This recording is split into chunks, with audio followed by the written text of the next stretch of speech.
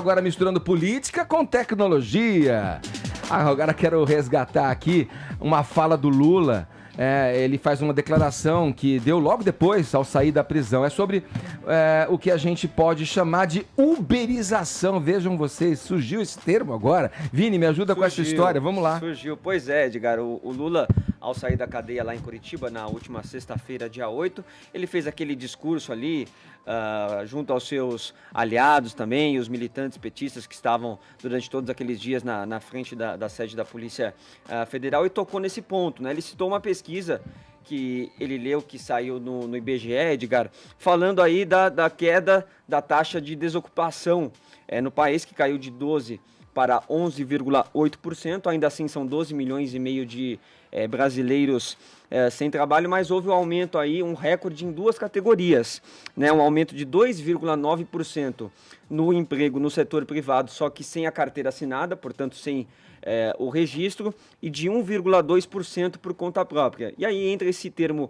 uberização, que hoje em dia não tem mais a ver só com a empresa Uber, né, o setor ali de transporte público, mas acaba se expandindo também para vários outros setores, onde a pessoa, como alternativa, né, por não ter um emprego, acaba aderindo aí para ter uma renda enquanto não consegue um emprego formal, né? Então tem essa questão aí da informalidade, mas acaba levantando toda uma discussão sobre estabilidade, sobre a qualidade do emprego, sobre a precarização, e é sobre isso que o Lula acabou falando nesse discurso. Nós vamos ver agora.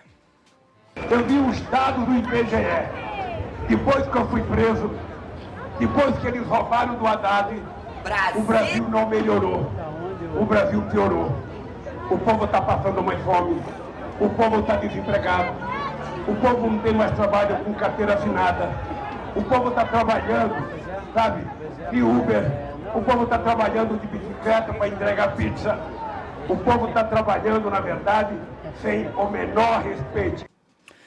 Tá aí, Edgar, então, e o que o Lula fala, a gente acaba percebendo, né, que, por exemplo, você descer aqui na Avenida Paulista, nos grandes centros também, você vai encontrar vários, né, desses meninos aí, de bicicleta, de moto, com essas grandes mochilas. Às vezes até a pé, né? Fazendo entrega. A pé também, mas, repito, né, acaba sendo uma alternativa aí num país que está anos e anos numa grande crise. Ô, Fifito, essa percepção chegou na produção artística, né? Chegou, gente. Tem uma série da HBO que é das melhores produções do ano, na verdade, chama Years and Years. Sim. E é uma série que se passa num futuro não tão distante, em que as fake news estão bem disseminadas, em que a carne, por exemplo, está sendo substituída por outro tipo de carne. As pessoas estão perdendo funções, por exemplo, contadores estão perdendo seus empregos, porque alguns empregos estão sendo substituídos pela tecnologia. E as pessoas estão sendo obrigadas a acumular empregos fazendo exatamente isso que o Vini falou. Um dos personagens, por exemplo, ele fica famoso por perder 1 milhão, numa espécie de confisco da poupança, vamos dizer assim, com um banco que fale e ele perde tudo que tem na conta dele. E ele passa, então, a pedalar diariamente vários e vários quilômetros para tentar conseguir alguma grana para a sua família, que é uma família que demanda, viu? Uma filha dele, por exemplo, é transhumana. E se você acha que transexualidade ainda é algo que se confunde, a transhumana quer ser um robô, assim, ela quer ser integrada com o robô, ela quer ter o seu zap no dedo, filtro de WhatsApp na cara. E é uma série muito, muito legal, que fala bastante sobre a realidade que a gente vive, ampliada de maneira bem exagerada, assim, mas que diz muito sobre o tempo que a gente vive hoje. Não é exagerada, não. O Harari, naquele livro dele, Homo Deus, fala disso tudo, que é uma possibilidade concreta de acontecer daqui a pouco. Eu acho a série incrível. E, aliás, sobre essa coisa da precarização do trabalho, Vini, tem uma questão muito importante. É claro que a gente usa desses aplicativos, e esses aplicativos mudam muito a nossa vida e facilitam a nossa vida. Quem não usa esses aplicativos? Mas alguns deles, por exemplo, não dão a assistência que alguns seus funcionários precisam. A gente se lembra de um caso, se eu não me engano, de um entregador de Rappi que morreu.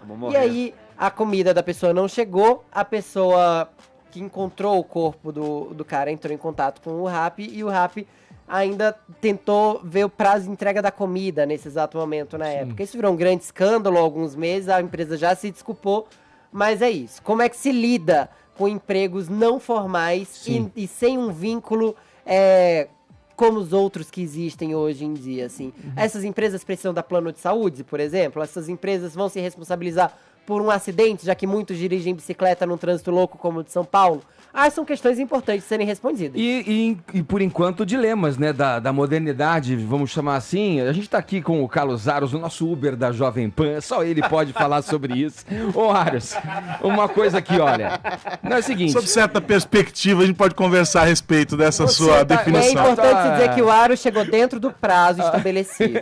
A onipresença do Carlos Aros. Mas, ô, Aros, vem cá, você me brinca, eu me chamo, eu me autodefino como matuto, né? Tecnomatuto. Tecnomatuto e tal. A gente brinca com isso, mas assim, a tecnologia, esses benefícios que a tecnologia podem trazer para a nossa vida, são questionados quando a gente tem esse assunto, esse conteúdo que a gente está trazendo aqui. Né? É a precarização do trabalho? Isso vai gerar o quê? Uma espécie de nova maneira de prender e escravizar, tirar direitos do trabalhador? Como é que você, que é um aficionado, um adepto da tecnologia, das novas formas de serviços e tal, como é que você se posiciona sobre isso? Você sabe, né, Edgar, eu leio muito a respeito desse assunto. É um debate que não passa só pelas relações trabalhistas, tá? A gente vê a relação trabalhista nesse caso, ela é já o resultado de um processo anterior. Essa discussão ela começa muito antes. E quando ela começa? Quando a gente coloca pessoas que estão cada vez menos capacitadas para desempenhar atividades que passam a se tornar prioritárias, né? Uma vez que as atribuições mecânicas, vamos dizer assim, né? Uma figura que é o cara do carimbo, né? Esse cara desaparece porque uma máquina pode fazer esse processo muito mais barato, de maneira muito mais eficiente, liberando essas pessoas para funções mais complexas. E aí é que mora o problema. A qualificação. Nós não estamos preparando uma parcela significativa da sociedade para desempenhar essas funções complexas. Algumas empresas trabalham, tem uma expressão que as empresas, sobretudo as empresas de tecnologia hoje gostam muito, que é o reskilling. Elas estão trabalhando uma nova capacidade, uma nova habilidade para os seus colaboradores, porque elas já percebem que dentro de casa algumas funções deixarão de desaparecer. Então, dentro do setor financeiro, algumas atividades que são mecânicas... deixarão de existir. Algumas dessas atividades que são mecânicas passam a ser robotizadas. Então, a robotização passa a ser uma tarefa importante a ser cumprida e o ser humano fica de lado. No meio de tudo isso, surge um debate importante, e aí é por isso que nessa fala do Lula surge a expressão uberização, é porque se convencionou, e a uberização é um termo tão amplo, que você pode encontrar 4 ou 5 definições para ele. A gente tem da uberização quando a gente está falando sobre economia compartilhada, então várias pessoas tendo acessos, compondo um determinado segmento, e isso faz com que a economia se movimente a partir de diferentes atores interagindo. E nesse caso a gente está falando sobre a terceirização. A gente está falando sobre, né, as empresas abrindo mão de um profissional dentro de casa para contratar uma mão de obra muito mais barata lá na frente. Então ele está falando sobre esse segundo termo. E tem outros vários que aí não vale a gente entrar no mérito aqui. Só que quando o Lula fala isso apontando o presente, ele desconsidera que no caso brasileiro a gente tem que perceber a chegada da Uber aqui, e eu recebi no Tech News os executivos da Uber logo que ela desembarcou aqui no Brasil. A força do Estado, né? Não só, mas um momento agudo em quando a gente começou a ver a curva do desemprego crescer. Depois da crise lá de 2008, 2009, aí 2010, aí os números começaram a ficar muito ruins. A gente teve um momento agudo de crise política, tivemos impeachment no meio do caminho, a economia tropeçando muito e chegamos nos índices de desemprego que nós temos hoje. O que o brasileiro fez? Ele pegou um modelo que deveria ser, sob a ótica da economia compartilhada, um modelo de complementação de renda, e veja, eu estou falando da Uber especificamente, tá? E na prática virou substituição. E virou a atividade principal desse cara. Substituiu-se. Eu vou dar um exemplo para você. Você falou eu até coloquei o termo qualificação aqui, né? Porque a tecnologia, quando ela chega, ela chegou, acabou. As pessoas estão pensando em tecnologia agora, enquanto a gente está falando, para gerar alguma coisa futura. Mas é o amanhã que ninguém sabe que vai acontecer. Então, essas pessoas, hoje, por exemplo, as pessoas não estão sendo preparadas. Ok, tem isso. Agora, tem uma coisa também com relação à falta de oportunidade de emprego. Eu tenho amigos Tenho amigos. Não é um só, não. Vários. Qualificados. Formados. Especialistas em determinadas áreas, tecnológicas inclusive, que foram para o Uber por uma falta de oportunidade dentro de suas respectivas expertises, das suas áreas. Então, não é só uma questão de que, olha, a coisa está sendo trocada.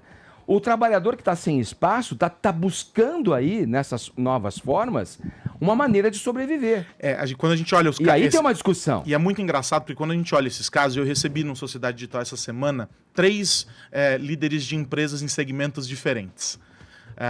E os 3, quando eu toquei nesse assunto, os 3 levantaram a questão de que sobram vagas nas companhias, porque eles não conseguem encontrar as pessoas que tenham as capacitações específicas que precisam para complementar aquelas vagas.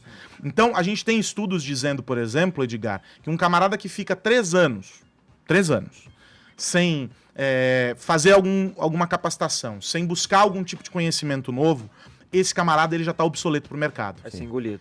Então, na verdade, sobram vagas em algumas áreas muito específicas. E serão essas as vagas que nós teremos daqui para frente. Sim. E faltam pessoas com as habilidades muito específicas para essas vagas. Sim. E aí isso leva a um debate que um camarada aqui no Brasil já trata há muito tempo, sobre a tal da renda básica universal, né? O Suplicy fala sobre a renda mínima, né? Uhum. Mas o Elon Musk, o Bill Gates, todos os líderes dessas empresas de tecnologia fazem a meia-culpa deles, dizendo que vai ser preciso que as corporações que lucram com a mão de obra, com o afastamento da mão de obra e a aproximação das máquinas nos postos de trabalho, essas companhias terão que promover uma espécie de renda básica universal. E aí nós vamos ter que discutir... E é isso de caridade. É isso. É o que o Harari coloca no livro dele. Exatamente, perfeito. A discussão que ele coloca no livro dele é justamente essa. Nós estamos colocando ali essa renda básica, dizendo assim, estamos doando para que essas pessoas tenham como viver, porque as máquinas farão o trabalho delas. Sim. Só que tem uma continuação desse raciocínio. Nós estamos vivendo o ócio, e esse ócio não será necessariamente criativo. Uhum. A gente pode ter um acentuamento dessas desigualdades, nós vamos poder ter guerras porque o camarada fica desocupado. Vai ser um ócio depressivo. E é muito complexo. Aros, pegando carona nessa distopia de séries e do próprio Harari no Homo Deus, eu queria dizer o seguinte, um ponto importante. O Harari aponta, inclusive, no livro dele, que haverá daqui a pouco uma eventual super-raça, uma revolução biogenética, que vai criar pessoas com dinheiro para fazer isso, que são realmente mais fortes, mais inteligentes, mais belas, e vão configurar uma nova elite. Agora, você falando dessa massa de inúteis que vai ser criada, que dependeriam da generosidade dessa nova elite, cria um problema, porque sempre essa elite econômica que a gente teve, esses mega empresários, precisavam dessa massa de trabalhadores e consumidores para gerarem renda. A partir do momento que eles precisarem só de especialistas em altas tecnologias, ou grandes cientistas, ou de artistas, será que eles teriam exatamente essa generosidade, essa complacência cristã em relação a uma massa de completos inúteis? E aí que a gente chega num debate fundamental, que é o seguinte: qual é o papel dos governos nesse aspecto, em regulamentar algumas questões, em limitar algumas questões, e quando é que nós vamos tomar consciência de que estão sendo criadas grandes autoridades que se equiparam a governos? Porque se a gente for pensar, dentro das plataformas do Google, nós temos mais do que a população da China, por exemplo. O Facebook tem mais pessoas conectadas a ele do que a população da China. Então, assim, nós temos países operando financeiramente, socialmente, sem nenhum tipo de regulação. Essas empresas vão precisar entrar num trilho de um entendimento em que o impacto econômico e o Fórum Econômico Mundial, se não me engano, nas 2 últimas edições já discutiram muito isso.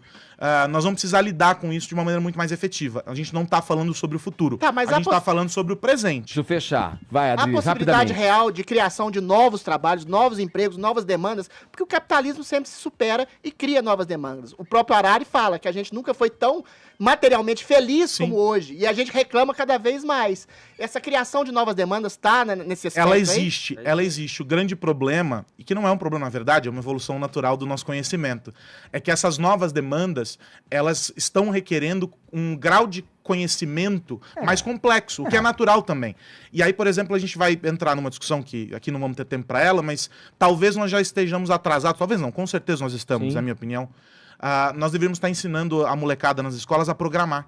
junto de matemática e português. Horas, daqui a pouco eu não vou estar mais falando aqui, vai ter um robô, uma inteligência artificial. Mas você quer um alento, Ed? E aí a gente vai apertar aqui o modo conservador, comentário, pum. Aí vem o comentário default. Aí modo progressista. Modo progressista. Morning show algoritmo. Não, Ed, Esqueçam também do modo lacração. Ed, mas se você quer saber, eu tive, rapidamente para fechar, eu tive ontem com um consultor da Accenture, para uma matéria que vai ao ar no Jornal da Manhã nesse sábado, e uma conversa incrível, e ele dizia o seguinte, que algumas das áreas que vão precisar cada vez mais de pessoas, de carne e osso, são as áreas que envolvem a comunicação. Nós vamos precisar explicar para o mundo o que está acontecendo. Então nós, Ed, os comunicadores, em uma primeira leitura estamos salvos. Jornalistas e prostitutas nunca vão desaparecer. Olha, no Japão... É uma demanda concreta. No Japão, as prostitutas já começaram a se tornar dispensáveis porque já tem robôs cumprindo Não, esse papel. não. Tem bordéis de robôs. Não, pelo amor de Deus, sexo asséptico não, pelo amor de Deus. Valeu, Aros. Tá Um bom abração, por hoje. gente. Valeu. Tchau, tchau.